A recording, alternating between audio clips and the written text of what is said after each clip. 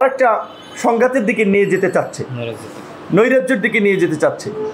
যে কারণে আমরা মনে করি যে সেনাবাহিনী এই ছাত্র জনতার গণ অভ্যুত্থানের শুরু থেকেই আমাদের সাথে ছিল এবং তাদের ছাত্র জনতার পাশে এসে দাঁড়ানোর ফলেই এই আন্দোলন চূড়ান্ত রূপ পেয়েছে এবং দেশপ্রেমিক সামরিক বাহিনীকে সেজন্য আমরা ধন্যবাদ জানাই।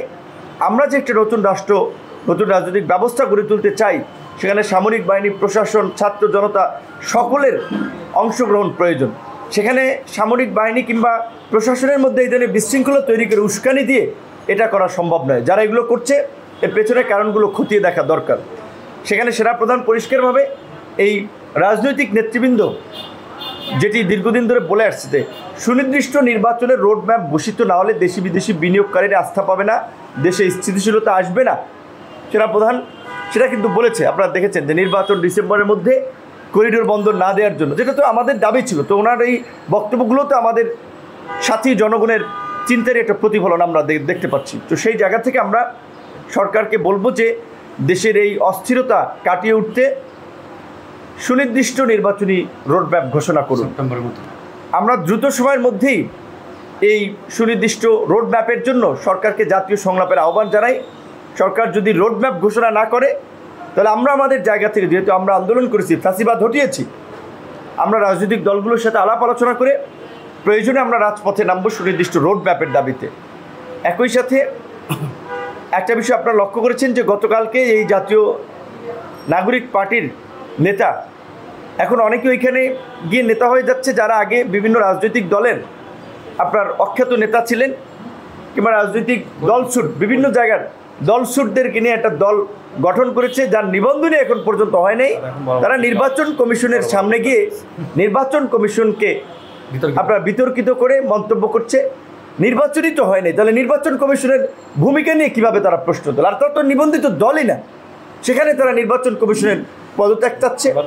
অথচ এই নির্বাচন কমিশন গঠনের সময় তারা সহ কিন্তু সবাই আমরা মতামত দিয়েছিলাম এবং আমরা মনে করি এগুলো নির্বাচন পেছানোর জন্য ষড়যন্ত্র এবং এদেরকে কারা ইন্ধন দিচ্ছে এই বিষয়গুলো খতিয়ে দেখতে হবে এবং রাজনৈতিক সচেতন মহলকে এই বিষয়ে অকেবাল থাকতে হবে যে এরা কেন এই নির্বাচন কমিশন বাতিলের দাবি তুলছে হঠাৎ করে, যে নির্বাচনই যারা করে নাই এবং যাদের নিবন্ধনই হয়নি তারা কীভাবে নির্বাচন কমিশনের সামনে গিয়ে বিশৃঙ্খলা করে। এবং আপনারা দেখেছেন সরকারের মধ্যে যে তিনজন ভারী বা বয়সে প্রবীণ অভিজ্ঞ মোটামুটি যে তিনজন উপদেষ্টা, আসিফ নজরুল, ওয়াহিদুদ্দিন মাহমুদ, সালেউদ্দিন মাহমুদ, তাদেরকে নিয়েও তারা আপনার বিরূপ মন্তব্য করেছে যে তারা নাকি বিএনপির মুখপাত্র। এই লোকগুলো কি বিএনপির কোনো পদ পদবিতে ছিল? আসিফ মাহফুজ যত নাগরিক পার্টি করেন, একসাথে রাজনীতি করেছেন, তারা তো নাগরিক পার্টিতে আছেন। তো নাগরিক পার্টির এই নেতারা যখন বলেন যে আসিফ নজরুল কিংবা সালেউদ্দিন মাহমুদ, ওয়াহিদুদ্দিন মাহমুদদের পদত্যাগ করতে হবে, তার আগে তো তাদের নেতাদেরকে পদত্যাগ করানো দরকার ছিল। আসিফ নজরুল কিংবা সালেউদ্দিন মাহমুদ, ওয়াহিদুদ্দিন মাহমুদ তো রাজনৈতিক ব্যক্তিত্ব না, বরঞ্চ তাদের যে অভিজ্ঞতা রয়েছে, তাদের যে দূরদর্শিতা রয়েছে, তারা না থাকলে তো সরকার আরও টালমাটাল হয়ে যেত।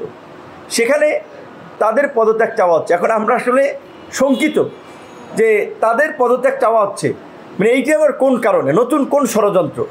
সেই জায়গা থেকে আমরা প্রধান উপদেষ্টাকে বলতে চাই, আপনি অত্যন্ত সম্মানিত ব্যক্তি, এই সমস্ত ছোকরারা আপনাকে অসম্মানিত করার পথের দিকে নিয়ে যাচ্ছে, আপনি এদের ফাঁদে পড়েন না। আপনি যদিও শুরুর দিকে বলেছেন যে ছাত্ররা আমার নিয়োগকর্তা, এইটা বলেই ছোকরাদেরকে মাথার উপরে তুলে দিয়েছেন, আর তারা এখন ধরাকে সরা জ্ঞান মনে করছে।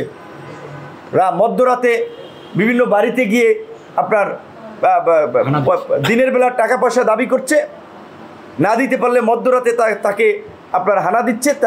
এটা কী ধরনের একটা পরিস্থিতি? তাকে আপনার হেনস্থা করার জন্য আবার পুলিশ গেলে তাদের সাথেও বাকবিতণ্ডতে তাকে গ্রেপ্তার করতে হবে, এই করতে হবে। এবং রাজপথে আমরা আওয়ামী লীগ নিষিদ্ধের দাবিতে আন্দোলন সংগ্রাম করেছি, লীগ ধর নিষিদ্ধ কর স্লোগান দিয়ে এখন তারা লীগের নেতাদেরকে ফোন দিয়ে তাদের দলে বেড়াচ্ছে, বিভিন্ন জায়গায় যোগদান করাচ্ছে। এই নিষিদ্ধ সংগঠনের লোকজনকে একদিকে উত্তরে প্রশাসক বসাচ্ছে, একদিকে দলে অন্তর্ভুক্ত করছে।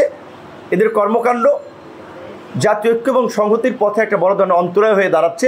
এই বিষয়ে আমাদের সচেতন থাকা দরকার এবং প্রধান উপদেষ্টাকে আমরা বলবো যে অনতি বিলম্বে আপনি রাজনৈতিক দলগুলোর সাথে আলাপ আলোচনা করে নির্বাচনের একটা সুনির্দিষ্ট রোডম্যাপ দিন।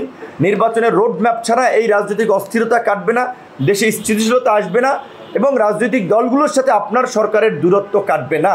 নির্বাচনের রোডম্যাপ ঘোষিত না হলে আমরা রাজপথে নামতে বাধ্য হব, এটাই আমাদের ফাইনাল কথা। ধন্যবাদ।